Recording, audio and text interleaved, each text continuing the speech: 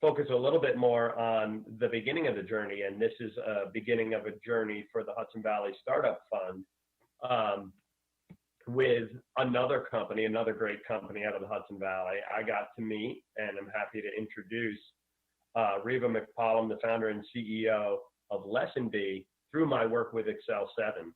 So from here, I'm going to turn it over to Reva, and then after that, we'll hear from Danny about Excel 7, where Danny and I got to meet Reva. So Reva, thank you for joining us. Yeah, thank you, Johnny. So a little background on Lessonbee. My journey with Lessonbee started in 2016. And at that time, I had 6 years of experience working in educational technology. I'd spent the past 3 years building the corporate university for a global digital marketing agency called Razorfish. And I'd reached sort of the end of my rope with that experience. I'd accomplished all I felt that I could accomplish there. I was looking for my next big challenge. And so I started asking people in education, what are the big, hairy challenges in education? Health education kept coming up. And then I started to reflect on my experiences in workplace learning. I'd seen so much modernization in the workplace learning space. In higher ed, I'd seen lots of transformation in terms of how technology was applied to instruction there. And then I'd also seen significant modernization in K-12 and core academic subjects. But there was this one subject that just had remained unchanged, and that was health education. That really stood out to me, not just hearing it from educators, but then reflecting on my own experience when I was a kid. I struggled a lot to feel healthy at school. I was an athlete. I struggled with nutrition.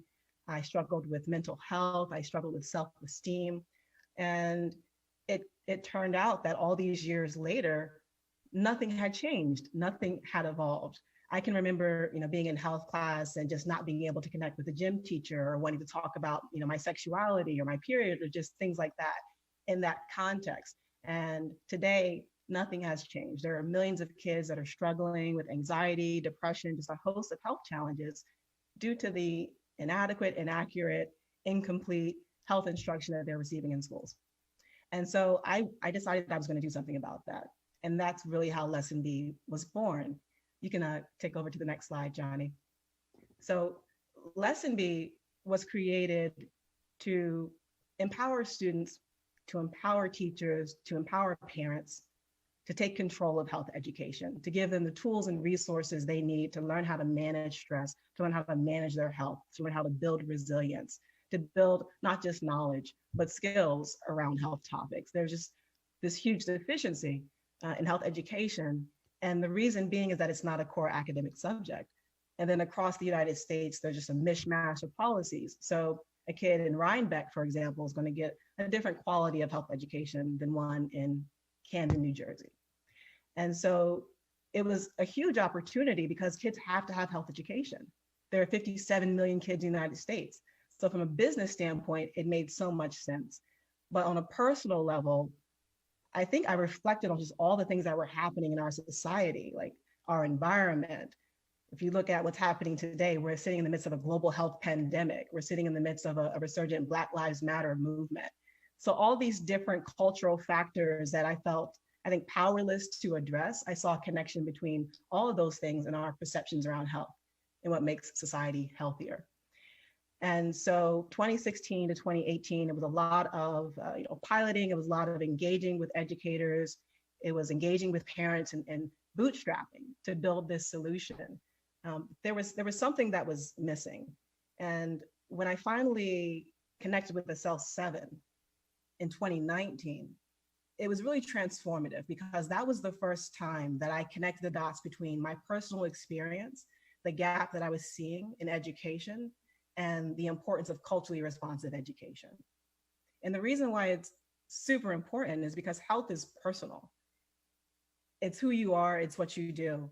And when you're not reflected in these lessons about sexuality, for example, then you start to wonder, well, what's wrong with me? If you don't get education around certain things, then you don't build the knowledge and skills you need to make responsible choices and lead a healthy life. And that was really transformative. Because before then, we talked a lot about the logistics of health education. We talked a lot about the standards, but we weren't really connecting with the other end. And the other end is really the students and what they need. And so the focus on culturally responsive teaching and learning has really emerged to be the secret sauce of what Lessonbee is. And we get at that by using something called design additivity.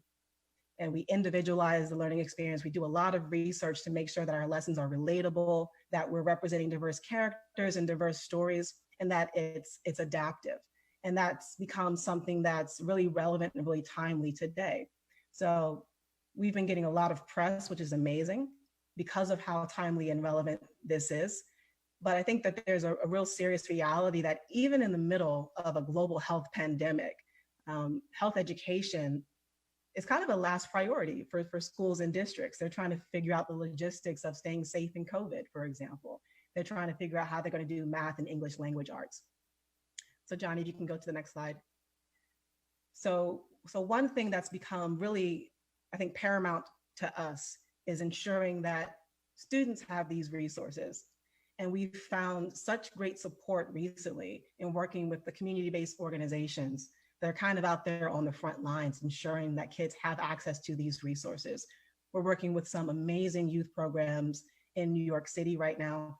And I'm really excited to continue working with Hudson Valley Startup Fund and with the Cell 7 to figure out how we can, I think, further the reach in the region and go beyond K-12 to start working with the colleges and the universities that also need these resources. And we're evolving as a business from our early mission, which was to ensure that every student feels confident, connected, and worthy of health and success, to promote health and lifelong learning. So even in workplaces, obviously here in the region, but across the country, there are needs for things like anti-sexual harassment and discrimination training. And we really want to be at the forefront of doing that, of providing education, certainly health education and checking the box on that curriculum, but going beyond health education to just creating holistically healthier workplaces and learning environments. And that's something I'm really excited to continue partnering with SL7 on. Awesome. Thank you so much, Reva.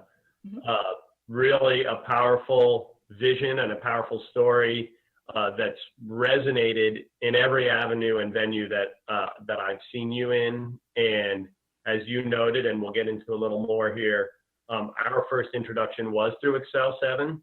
In early 2019, I was leaving the business that I had founded 15 years prior, and Danny reached out to me, Danny Pataki, who I'll turn the mic over to in just a minute, and said, hey, do you want to work with me on this accelerator that I'm putting together? And what an opportunity. I really am grateful to Danny for the opportunity and the work that we've done over now 3 cohorts with another one starting this fall. But working with Reva and the other folks in those cohorts and seeing them interact with each other and learn by watching what each other are doing as well as through the program has been great, and really proud to have gotten to the point where the Hudson Valley Startup Fund, our second fund, did invest in Lessonbee in the midst of a pandemic. And we're there to continue to support that fundraising round and what comes next. But with that, we do want to shift once more, and I'm going to turn the mic over to Danny Pataki, the Managing Director of Excel 7.